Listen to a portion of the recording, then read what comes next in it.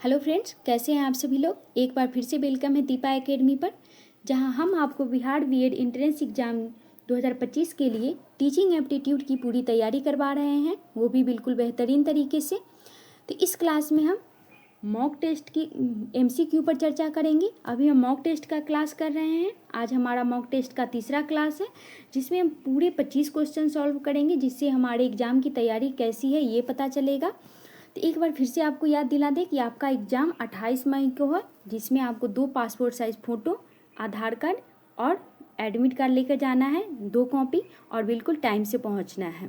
तो इस क्लास में हम फिर से एमसीक्यू पर चर्चा करेंगे, तो वीडियो को पूरा देखिए। और अगर आप पहली बार आए हैं तो चैनल को सब्सक्राइब जरूर करें, ताकि आगे की क्लास आप मिस न करें। तो चलिए शुरू करते हैं आज की क्लास। देखते हैं आज का पहला क्वेश्चन। पहला क्वेश्चन है हमारे स्क्रीन पर, शिक्षण का मुख्य उद्देश्य क्या है। यहाँ पे शिक्षण का मुख्य उद्देश्य पूछा जा रहा है। तो पहला ऑप्शन है परीक्षा में उत्तीर्ण कराना, दूसरा है जानकारी देना, ऑप्शन सी है सीखने में सहायता करना, और ऑप्शन डी है अनुशासन बनाए रखना। तो इसका राइट आंसर हो जाएगा option C will be right answer, सीखने में सहायता करना। अब हम अगला क्वेश्चन देखते हैं, क्वेश्चन नंबर 2। एक आदर्श शिक्षक की विशेषता क्या है। एक आदर्श शिक्षक की विशेषता क्या है। कठोर अनुशासन, ज्ञान का अधिकार, प्रेरणा देना, गृह कार्य देना। तो इसका राइट आंसर हो जाएगा ऑप्शन बी, इसका आंसर हो जाएगा option C will be right answer. एक आदर्श शिक्षक की विशेषता क्या है। प्रेरणा देना, बच्चों को मोटिवेट करना। तो सी विल बी राइट आंसर। अगला क्वेश्चन देखते हैं। अगला क्वेश्चन है हमारे स्क्रीन पर, शैक्षिक मनोविज्ञान का कार्य क्या है। शैक्षिक मनोविज्ञान का कार्य क्या है। तो इसका राइट ऑप्शन है पाठ्यक्रम निर्माण, छात्र के व्यवहार का अध्ययन, ऑप्शन सी है पुस्तक लेखन, और ऑप्शन डी है परीक्षा आयोजित करना। तो इसका राइट आंसर हो जाएगा ऑप्शन बी, छात्र के व्यवहार का अध्ययन करना। B will be right answer. अगला क्वेश्चन देखते हैं, क्वेश्चन नंबर 4। शिक्षा का सही उद्देश्य क्या है। केवल जानकारी देना, केवल परीक्षा में पास कराना, संपूर्ण विकास करना, विषयों का अध्ययन कराना। तो केवल जहाँ पे लगा हुआ है वो पहले ही कट जाएगा। संपूर्ण विकास करना, छात्रों का स्वर्णिम विकास करना, ये सही लग रहा है। आगे पढ़ते हैं, विषयों का अध्ययन करना, नहीं, सिर्फ विषयों का अध्ययन कराना भी गलत हो जाएगा। तो इसका राइट आंसर हो जाएगा option C will be right answer. शिक्षा का सही उद्देश्य क्या है। संपूर्ण विकास कराना। अगला क्वेश्चन देखते हैं, क्वेश्चन नंबर 5। रचनात्मक किससे संबंधित है। अनुकरण से, रटने से, नवीन सोच से, दोहराव से।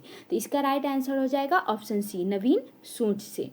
सी विल बी राइट आंसर।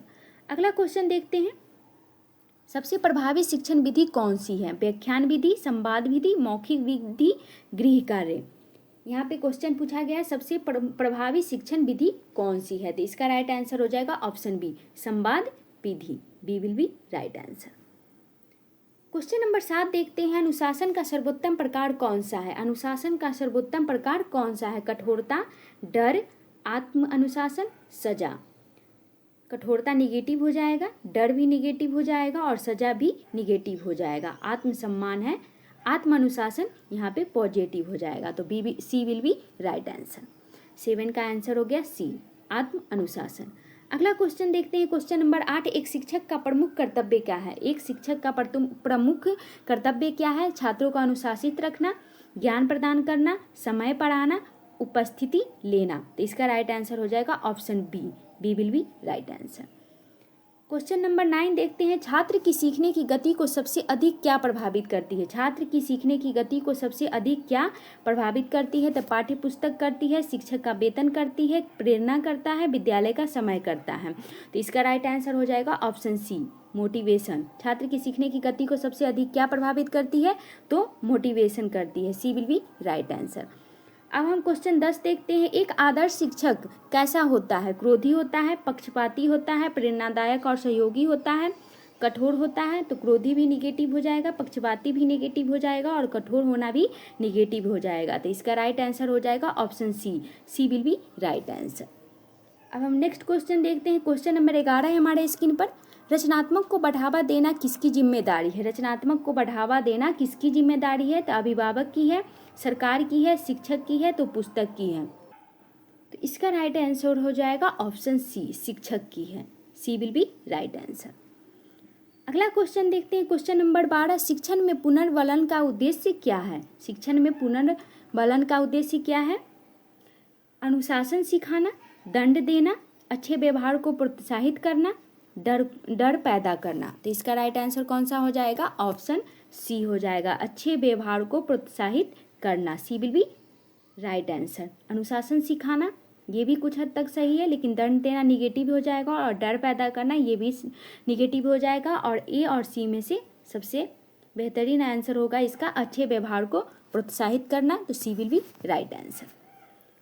अगला क्वेश्चन देखते हैं, क्वेश्चन नंबर 13, बच्चों की गलतियों को सुधारने का सर्वोत्तम तरीका क्या है? बच्चों की गलतियों को सुधारने का सर्वोत्तम तरीका क्या है? डांटना, सजा देना, उदाहरण देकर समझाना, कक्षा से बाहर निकालना। तो डांटना भी निगेटिव हो गया, सजा देना भी निगेटिव हो गया, और कक्षा से बाहर निकालना ये भी निगेटिव हो गया। तो इसका राइट आंसर हो जाएगा ऑप्शन सी, एग्जाम्पल देकर बच्चों को समझाना। C will be right answer. Question number 14 देखते हैं। आप लोग भी जरूर बताइएगा कमेंट में कि आपका 25 क्वेश्चन में से कितना सही हुआ और कितना गलत हुआ, इससे मुझे भी पता चलेगा आप लोगों की तैयारी कैसी है। तो क्वेश्चन नंबर 14 देखते हैं, बाल केंद्रित शिक्षा का अर्थ क्या है? बाल केंद्रित शिक्षा का अर्थ क्या है? शिक्षा की आवश्यकता अनुसार शिक्षा। ऑप्शन बी है पाठ्य पुस्तक पर केंद्रित शिक्षा। ऑप्शन सी है बच्चों की आवश्यकता व रुचि के अनुसार शिक्षा, और डी है परीक्षा पर केंद्रित शिक्षा। तो इसका राइट आंसर कौन सा हो जाएगा? ऑप्शन सी, बच्चों की आवश्यकता व रुचि के अनुसार शिक्षा। अभी का शिक्षा कैसा है? बाल केंद्रित शिक्षा ही अभी NEP 2020 में आया है। तो बच्चों की आवश्यकता व रुचि के अनुसार शिक्षा, सी विल बी राइट आंसर। अगला क्वेश्चन देखते हैं, मूल्यांकन का प्रमुख उद्देश्य क्या है? छात्रों को पास फेल करना, शिक्षक का मूल्यांकन करना, सीखने की स्थिति का पता लगाना, और रिपोर्ट कार्ड तैयार करना।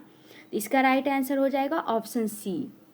मूल्यांकन का प्रमुख उद्देश्य क्या होता है? सीखने की स्थिति का पता लगाना, बच्चों की कौन सा पॉइंट वीक है, कौन सा पॉइंट स्ट्रांग है, उसी के अनुसार उनको आगे पढ़ाया जा सके। तो इसका राइट आंसर हो जाएगा option C, C will be right answer. अगला क्वेश्चन देखते हैं, क्वेश्चन नंबर 16, सबसे प्रभावशाली अधिगम विधि कौन सी है? सबसे प्रभावशाली अधिगम विधि कौन सी है? व्याख्यान है, करके सीखना, मौखिक रूप से पढ़ना, रटना। तो इसका राइट आंसर हो जाएगा करके सीखना, B will be right answer. अगला क्वेश्चन देखते हैं, क्वेश्चन नंबर 17, शिक्षा का सर्वोत्तम माध्यम क्या है? शिक्षक, अनुभव, पुस्तक, कक्षा। तो इसका राइट आंसर हो जाएगा अनुभव, B will be right answer. Question number 18 देखते हैं, गुणवत्तापूर्ण शिक्षा के लिए सबसे आवश्यक क्या है? गुणवत्तापूर्ण शिक्षा के लिए सबसे आवश्यक क्या है? पुस्तकें, सुंदर विद्यालय भवन, योग्य शिक्षक प्रणाली, परीक्षा प्रणाली। तो इसका राइट आंसर हो जाएगा ऑप्शन सी, योग्य शिक्षक, सी विल बी राइट आंसर।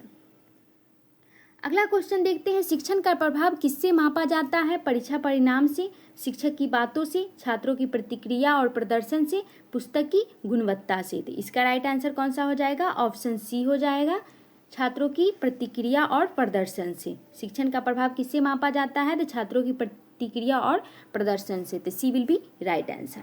अब हम क्वेश्चन नंबर 20 देखते हैं, एक अच्छे शिक्षक को छात्रों से कैसा व्यवहार करना चाहिए? एक अच्छे शिक्षक को छात्रों से कैसा व्यवहार करना चाहिए? कठोरता से करना चाहिए, मित्रवत और प्रेरणादायक करना चाहिए, उपेक्षा भरा करना चाहिए, आदेशात्मक करना चाहिए, उनको ऑर्डर देना चाहिए। तो इसमें राइट आंसर कौन सा हो जाएगा?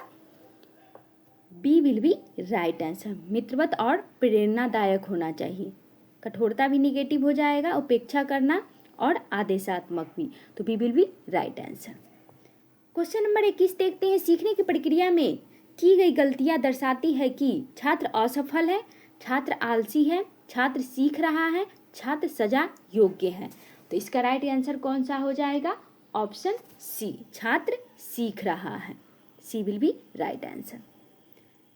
अगला क्वेश्चन देखते हैं, प्रभावी शिक्षण के लिए सबसे आवश्यक है कक्षा की सजावट, पाठ्यक्रम की जानकारी, छात्र की रुचि और आवश्यकता की समझ, समय का पालन। तो इसका राइट आंसर कौन सा हो जाएगा? Option C, C will be right answer. प्रभावी शिक्षण के लिए सबसे आवश्यक क्या है? छात्रों की रुचि और आवश्यकता की समझ, C will be right answer. Question number 23 देखते हैं, छात्रों के व्यवहार में सकारात्मक बदलाव लाने का कार्य किसका है? प्रधानाचार्य का, शिक्षक का, अभिभावक का, समाज का। तो इसका राइट आंसर कौन सा हो जाएगा? Option B, B will be right answer. छात्रों के व्यवहार में सकारात्मक बदलाव लाने का किसका कार्य है? शिक्षक का। अब हम आज का सेकंड लास्ट क्वेश्चन देखते हैं। प्रेरणा का प्रमुख स्रोत क्या है? प्रेरणा का प्रमुख स्रोत पूछा जा रहा है तो क्या है? परीक्षा है, पुरस्कार है, रुचि और आवश्यकता है और अनुशासन है। तो यहाँ पे आंसर कौन सा हो जाएगा? यहाँ पे ऑप्शन सी इसका राइट आंसर हो जाएगा, रुचि और आवश्यकता। सी विल बी राइट आंसर।